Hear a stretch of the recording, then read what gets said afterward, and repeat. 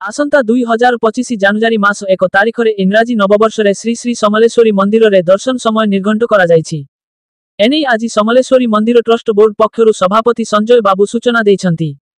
ମିଳିଥିବା ସୂଚନା ଅନୁସାରେ ଆସନ୍ତା 2025 ଇଂରାଜୀ ନବବର୍ଷରେ ପ୍ରାତଃ 6 ଘଟିକାରେ ଦର୍ଶନ ଆରମ୍ଭ ହେବ।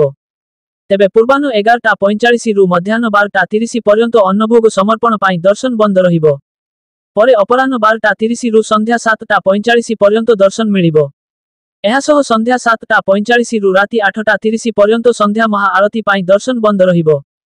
ତେବେ ରାତ୍ର 8:30 ରୁ ରାତ୍ର 10:30 ପର୍ଯ୍ୟନ୍ତ ଦର୍ଶନ ମିଳିବ ଓ ମାଙ୍କ ପହଳ ହେବ। ଏହି ନିର୍ଘଣ୍ଟ ଅନୁସାରେ ବିଶେଷ ଦର୍ଶନ ଦକ୍ଷିଣା ଦେଇ କରିବାର ସୁବିଧା ଉପଲବ୍ଧ ହେବ। ତେବେ ସେଦିନ ଭୋଗ ସମର୍ପଣ ହେବ ଓ ଟ୍ରଷ୍ଟ ବୋର୍ଡ ଦ୍ୱାରା ଭକ୍ତମାନଙ୍କୁ ଭୋଗ ଦିଆଯିବ ବୋଲି ସମଲେଶ୍ୱରୀ ମନ୍ଦିର ଟ୍ରଷ୍ଟ ବୋର୍ଡ ସଭାପତି ସଞ୍ଜୟ ବାବୁ ଆଜି ରାତି 9:45 ସମୟରେ ସୂଚନା ଦେଇଛନ୍ତି।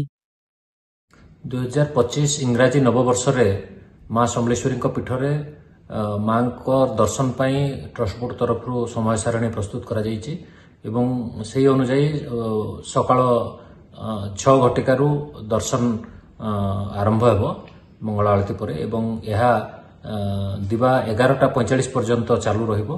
11:45 रु 12:30 पर्यंत माँ पाखरे अन्नभोग समर्पण पाई दर्शन बंद रहिबो एवं तापरे 12:30 रु संध्या 7:45 पर्यंत माँ दर्शन अनवरत भाव चलो एवं 7:45 रु 8:30 पर्यंत संध्या समय माँ महाआरती दर्शन बंद रहिबो एवं राति 8:30 रु 10:30 पर्यंत राति 10:30 पर्यंत माँ दर्शन चालू रहिबो एवं यहाँ पर माँ पहड़ नीति हेबो।